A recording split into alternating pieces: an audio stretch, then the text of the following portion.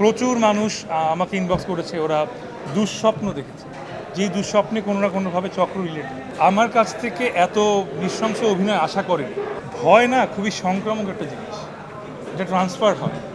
তো আমি দেখছি যে চক্র টু যারা দেখছে, ওরা দেখে যে রিভিউ দিচ্ছে, ওইটা দেখে আবার যারা দেখছে, প্রত্যেকের রিভিউতে একটা জিনিস খুব কমনই পাচ্ছি যে এটা দেখার আগে আমরা যেরকম ছিলাম, দেখার পর অনেকটা ওরকম নেই, বা কিছুক্ষণ আমরা নর্মাল থাকতে পারি, বা ওই দিন রাতে ঘুমাতে প্রবলেম হচ্ছে।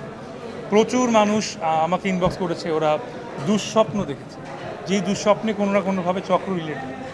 সো এটা কোইন্সিডেন্টাল, এটা হতে পারে চক্রর একটা কোনো কারসাজি, বা এটা হতে পারে, বাট আমি খালি বলবো ভয় সংক্রামক।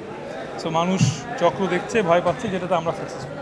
ওটিটি কাজ নিয়ে তো রিভিউজ হয় প্রচুর, কতটুকু রিভিউজ দেখলাম সব জায়গায় মানুষ এটা মেনশন করেছে যে আমার কাছ থেকে এত নৃশংস অভিনয় আশা করেনি। তো এটাকে আমি খুব পজিটিভলি নিচ্ছি। Thank you so much, thank you. আমি একবার জিন দেখেছিলাম সিসিটিভিতে, আমার একটা ইন্টারভিউতে বলেছিলাম আপনাকে আগে। জেনুইন একটা জিন সিসিটিভি ফুটেজে দেখতে পাই, এবং সেটা দেখার পর আমার কেন যেন মানে ভয় কম, বরঞ্চ সৃষ্টিকর্তার উপরে বিশ্বাস আরও বেড়ে গিয়েছে যে আমাদের তো বলাই আছে জিন আছে। সো মানুষ তো আমরা সবসময় দেখি, জিন দেখার সৌভাগ্য কয়জনের হয়।